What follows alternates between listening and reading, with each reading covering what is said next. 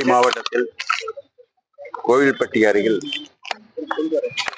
இடைச்சேவல் என்கிற கிராமத்திலே பிறந்து அனைவருடைய கவனத்தையும் ஈர்த்தவர். சமூகத்தின் மீது அக்கறை கொண்டவராக ஏறத்தாழ 100க்கும் மேற்பட்ட படைப்புகளை உருவாக்கி ஒரு சிறந்த சமூகவாதியாக ஒரு அற்புதமான ஒரு மனிதராக வாழ்ந்து மறைந்த கீரா அவருடைய பெருமையை போற்றுகின்ற வகையில் கோவில்பட்டியில் திருவுருவ சிலையுடன் கூடிய இன்றைக்கு ஒரு அரங்கமாக அமைக்கப்பட்டு இன்றைக்கு இருக்கக்கூடிய இந்த வட்டாரத்தில் இருக்கக்கூடியவர்கள் வெளியூரிலிருந்து வரக்கூடியவர்களெல்லாம் அவருடைய வாழ்க்கை வரலாறை தெரிந்து கொள்ளக்கூடிய வகையில் அவர்கள் படைத்த சில நூல்களும் இங்கே வைக்கப்பட்டிருக்கின்றது.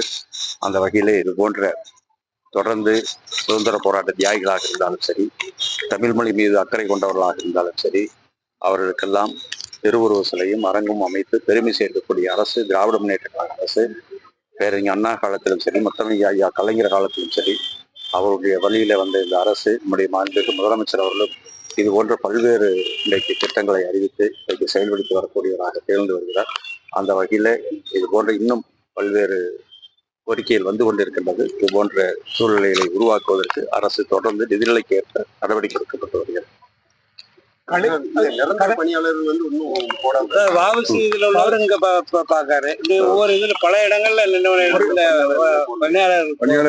பணியாளர் இல்லாம அதையும் வாய்ந்து நம்முடைய உயர் அதிகாரிகளோடு பேசி, துறையினுடைய அதிகாரிகளோடு பேசி நம்முடைய மாண்புமிகு முதலமைச்சருடைய கவனத்திற்கு எடுத்து சென்று அதையெல்லாம் நிரப்புவதற்கு நிரந்தர பணியாளர் நியமிப்பதற்கும் உரிய நடவடிக்கை. சார், பத்திரிகையாளர் இவங்க பாரதியார் நினைவு நாள் வந்து 11 12 பல்வேறு சந்தேகத்துல ஏதாவது வழக்கமாக 11ஆம்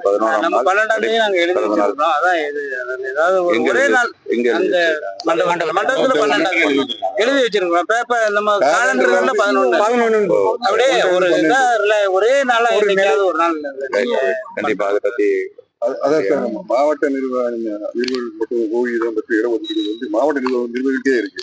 தாலுகா நிர்வாகிகளுக்கு இன்னும் வந்து அந்த நடைமுறைப்படுத்தவே வரல. அதுக்கு வந்து என்ன ஓய்வூதிய திட்டங்கள், இடஉதவி விடுத்து மாவட்ட நிர்வாகம் மட்டும் பத்திரிகையாளருக்கு தாலுகா அளவுல வந்து இது வரைக்கும் அதாவது செயல்படுத்தவே இல்லை.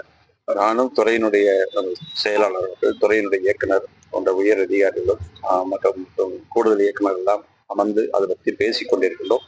உரிய நேரத்தில் அதுக்கான அறிவிப்புகளை மாண்புமிகு முதலமைச்சர் அவர்களுடைய கவனத்துக்கு எடுத்து சென்று அதுக்குரிய முடிவுகள் நிச்சயமாக. சார், இந்த கடந்த விளம்பரங்கள் பேனர்கள் வைக்கணும் உயிர் பலிகள் இருக்குது.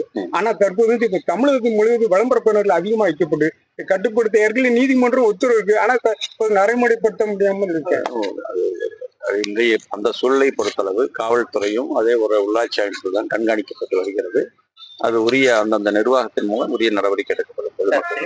பெண்கள் பாலியல் கேரளால ஹேமா கமிட்டி அமைச்சிருந்தாங்க. இப்ப தமிழ்நாட்டில் அந்த மாதிரி கமிட்டி அமைக்கப்பட்டு அவங்க சுதந்திரமா கருத்து சொல்றதுக்கு வாய்ப்பு இல்லை.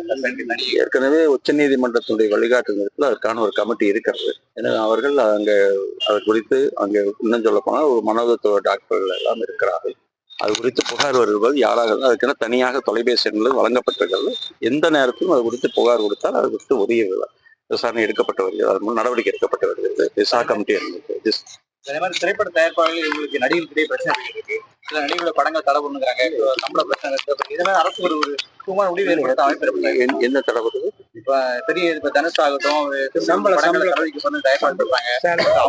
எந்த தடை இல்லை. இப்ப சமீபத்துல கூட நடிகர் விஜய் அவர்கள் நடித்த படத்துக்கு அனுமதி கேட்டார்கள். 2 நாள் கேட்டாலும் ஒரு நாள் முறையாக அதுக்கான சிறப்பான காட்சிகள் அங்க ஏற்படுத்துவதற்கு அங்க அனுமதி வழங்கப்பட்டது. இந்த கலைஞர் பேனா வைப்பதற்கு பசுமை தீர்ப்பாயம் ஒரு அறிக்கை கொடுத்திருக்கு. என்ன சொல்லு? அதாவது கலைஞருடைய பேனா வைப்பதற்கு தமிழக அரசு ஆய்வு கொடுத்திருக்கு, இது முறையற்றது அப்படின்னு சொல்லி நீதிமன்றம் வந்து பசுமை தீர்ப்பாயம் வந்து அறிக்கை கொடுத்தாங்க. நம்ம விதிமுறையை வைத்து நாம் கேட்கிறோம். அவர்கள் அது குறித்து அனுமதிப்பதும் அனுமதிப்பதும் அதனுடைய அந்தந்த சம்பந்தப்பட்ட நீதிமன்றமாக இருந்தாலும் சரி, பசுமை தீர்ப்பாயமாக இருந்தாலும் சரி, அது அவருடைய முடிவு இறுதியாக உச்ச நீதிமன்றத்தினுடைய முடிவு என்று இருக்கிறது. இன்னும் சட்ட ரீதியாக இது வந்தாலும் அது அணையலாம். அது குறித்து எந்த விதிமுறையும் மீறுவதற்கான வாய்ப்புகளை நம்முடைய மாண்புமிகு முதலமைச்சர் அவர்கள் எடுக்க மாட்டார்கள். விதிமுறைக்கு உட்பட்டுதான் எதுவாக இருந்தாலும்